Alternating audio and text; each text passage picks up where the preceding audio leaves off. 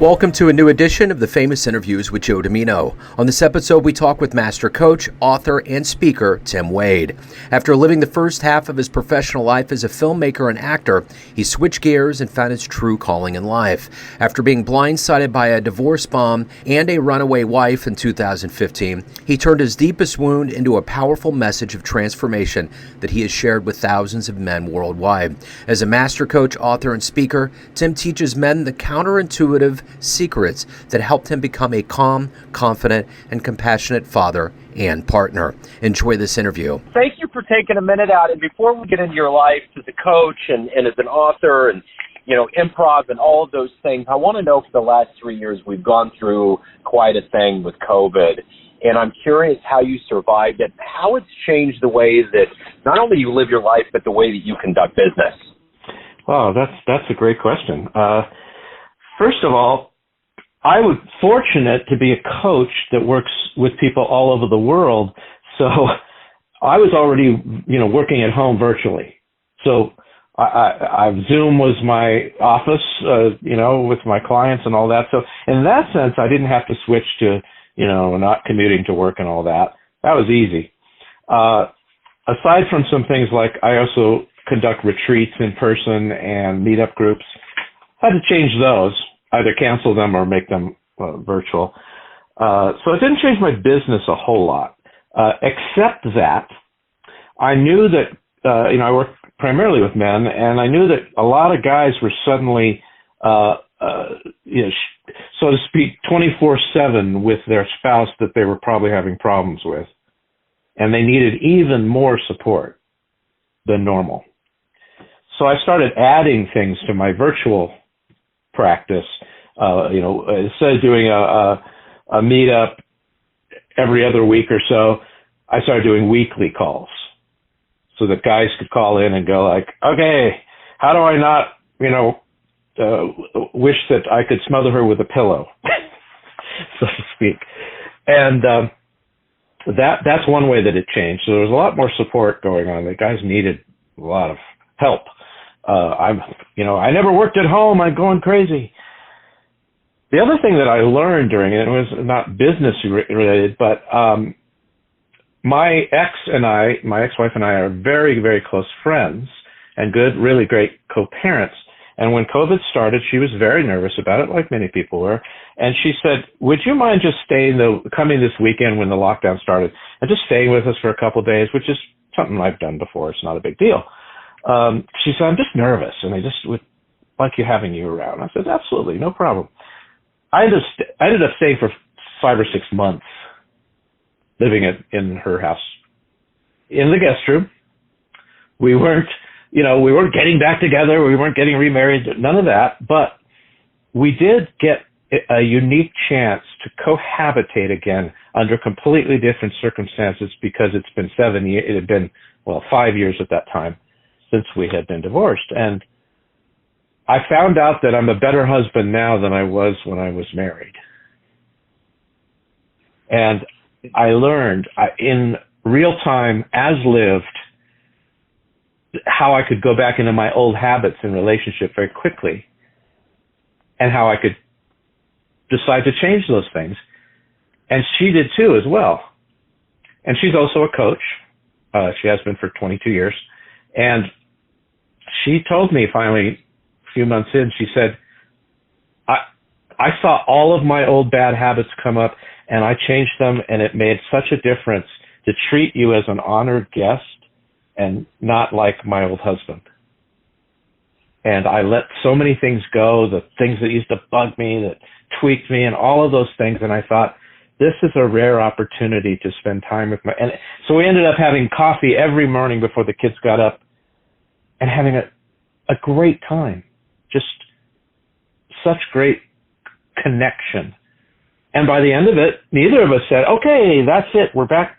We're going to be married again. And we said, no, we don't need to be. But it forged a deeper friendship than we've ever had. And that was a gift. That's wonderful. That's great. I love that whole story. So to get to the essence of exactly what you do, I'm going to put you in front of third graders at a career day, and one of them is going to look up and ask you, what do you do for a living? How do you answer them? I would say, first of all, I'm so glad you asked that, because what I do for a living affects one of the most important parts of anyone's life, and that is close relationships, love relationships, marriages, long-term partnerships. And most people in the world desire that, and they want it to be wonderful and happy and joyous and all of these different things. And yet it's not easy all the time to be in a relationship. Whether your parents are together now or not, you've been able to live at some point, with people, your parents, in a relationship, and you may have seen that it's wonderful or that, sometimes it's difficult. So what I do is I help people. I help particularly men, like your father, be better at love relationships, to be a better husband first, and then a better dad to you. How does a man learn to be both strong and loving and kind? Not just one or the other. A lot of men think that being a man is just being strong. And tenderness and kindness is within all of us. So I help men just uncover that again. Like, wow, I remember what it's like to have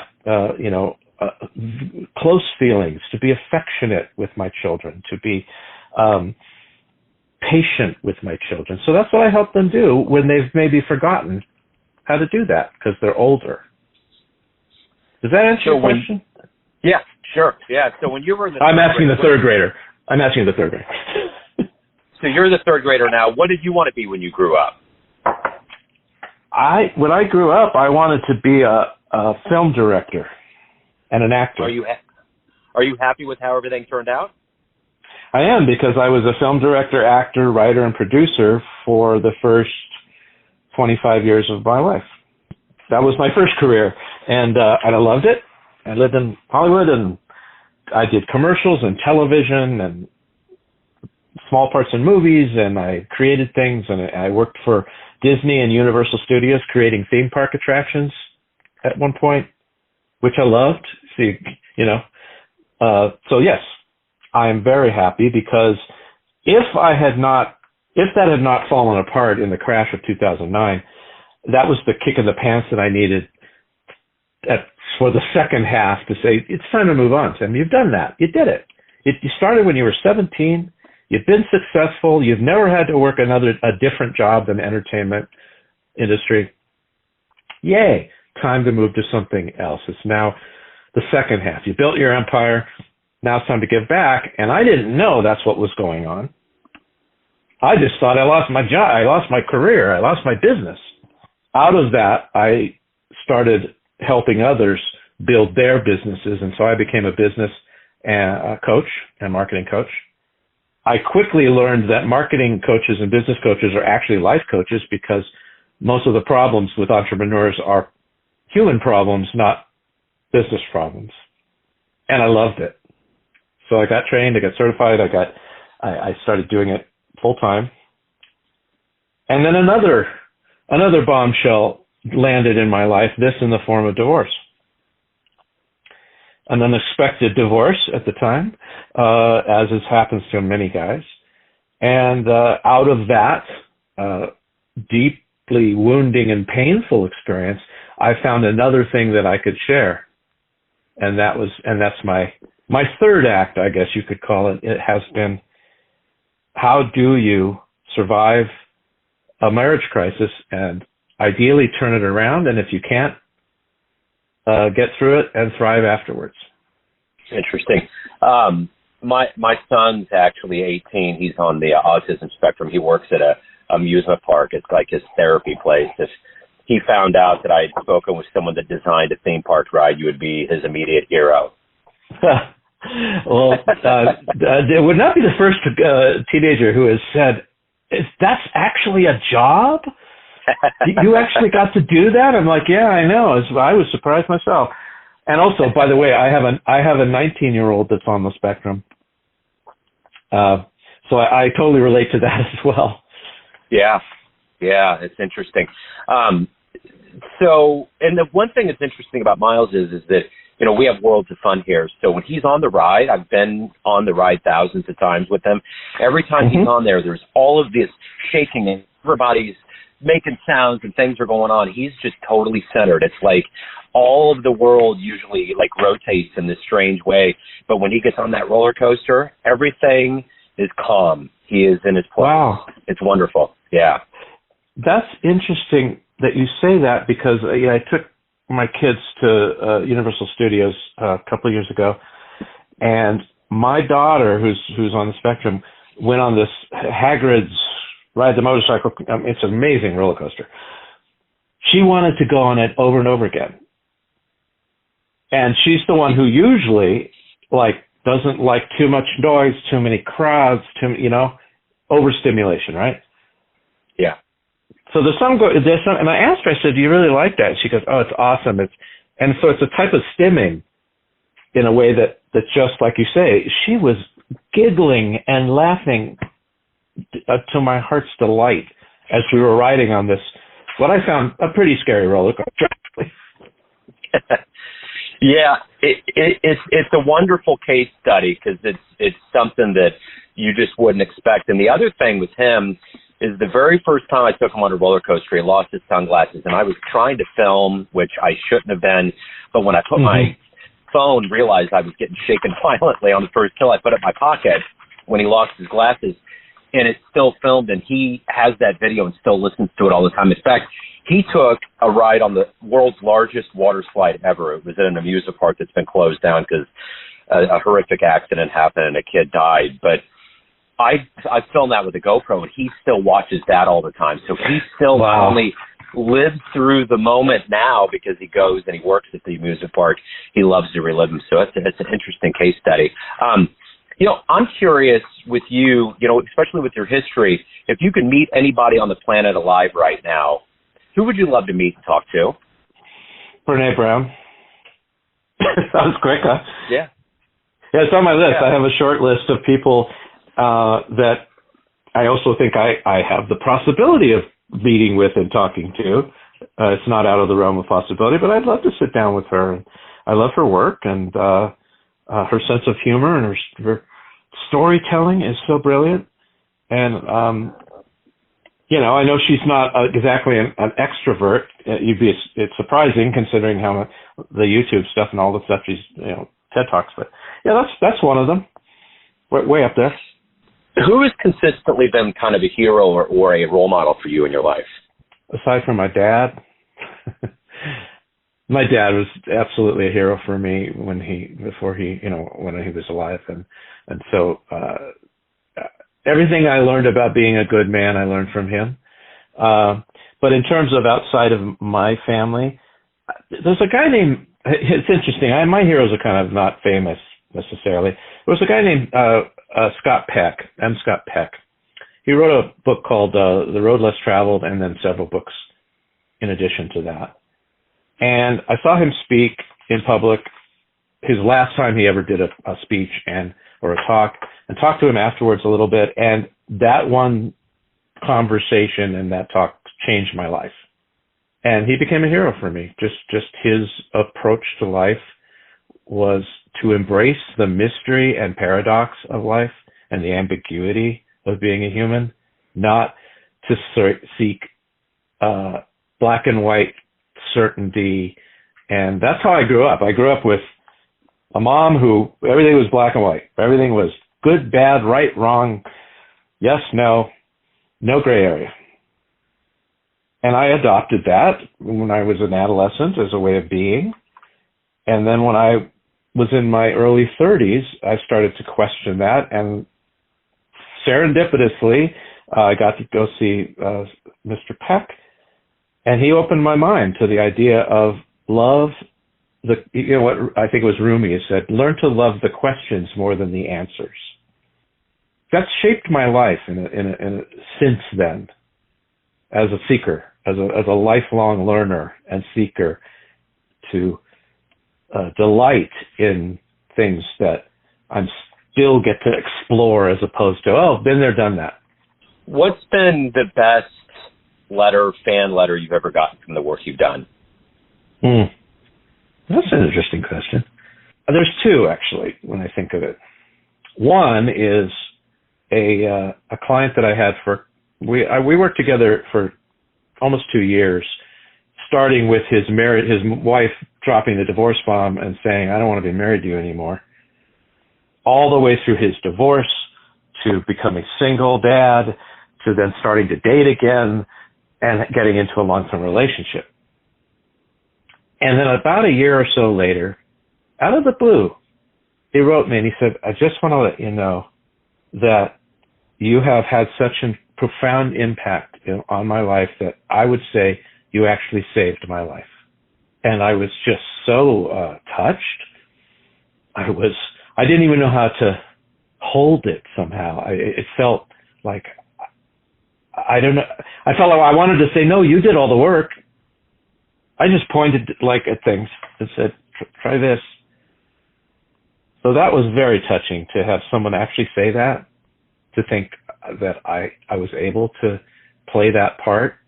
And then the other one I got was from a woman about her husband. And it was basically, she said, I don't know, let's see if I can quote it, I don't know what kind of wizard you are, but thank you so much. That was the essence of it. And Wonderful. I thought, that's a great testimonial. She basically was saying, you gave me back my husband, which even when I say it now kind of chokes me up. Like, wow, if that could be my legacy, if that is my legacy, yeah, I'm good. So when you lean back and look at your life and everything that you've done, in your different incarnations and everything that you've lived through, what are you the proudest of? Oh, that's easy peasy. I am the proudest of being a father. My careers have spanned also some different areas and all that, and I've gotten to go on lots of adventures and around them, places in the world. But being a father to two neurodivergent children, I have two my younger child is transsexual, girl to boy, so trans boy. He is also somewhat on the spectrum, has had some challenges, some very severe challenges in mental health. He's doing really great now. I am so proud of them as people, not for what they do, but their hearts are so good. They are so generous and kind, and I feel like it has been an honor and the most difficult thing I've ever done in my life to shepherd them. And I know that it's just shepherding. It's not, they are their own people, and they have constantly taught me, we're on our own path, Dad, and we're going to be who we are, but thank you for being here the whole time. And my son said to me about a year ago, he said, Dad, I know I've been through a lot, and I've been a hard case for a couple of years, and I just want to say, you and Mom never gave up on me ever, and I can't thank you enough. And he said the Wonderful. same thing. He said, you saved my life. Again, you're asking me questions that choke me up, but these are the things that are important to me, Yeah, no, I get it. So let's get to the exact center of who you are. Everyone out there has a perception of you, your family, your friends, your fans, clients, but you ultimately live your life. What's your perception of you? Who do you think you are? Who do you think you are? That's a great question. What's great about that question is that it's the first question I ask my clients. Who are you? Who do you think you are? Meaning, and I'm not dodging the question. I'll answer the meat of it, but I just want to say my perspective on who are you is that your identity, your self-image is who you say you are. You're not where you grew up, you're not where you went to school, you're not how much money you have, you're not your physical body. Who you are is who you say you are and show up as. And you get to decide. And there are people throughout history who have decided, I am not going to be defined by anything except who I decide I am. So that's number one, is that, and so I've created my life and learned that I am most happy being of service, and I feel absolutely like the luckiest person on earth that I get to do what I do. And yes, did I create that? Yeah, I co-created it. I leaned into it. I did a lot of hard work. So I think that I am a person who gets the most joy out of meeting people where they are, really seeing them, the whole picture, everything. I deal with guys every day who are their hair's on fire a lot of times. And I go, my sessions, guys cry a lot. And that's an honor for me to hold space and be okay with difficult emotions, my own and theirs. So that's who I am. That's really, and I've done that for my kids. That's why I love being a father. I do that with my friends. I was just talking to someone yesterday, and I said, when I was a kid, I wanted those, in the back of the comic books, there was a thing that they X-ray glasses, X-ray specs, they call them. They advertised these things, and I thought they really were real and you could see the bones in your hand, and I was a little kid. And my parents wouldn't get it because they knew that they were not really real, but I thought they were.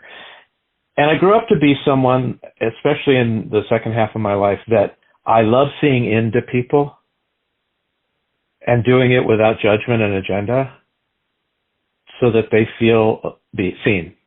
That's great. I love that metaphor. Tim, if anyone out there wants to learn more about you, your life, hire you, anything related to your world, where can they go? They can go to lionhearted.men. So it's not .com, it's .men. That's my website. And they can also, they can write me at tim@lionhearted.men. Beautiful, Tim. Hey, thank you for opening up. Thank you for giving me your time. This has been fascinating. I appreciate it.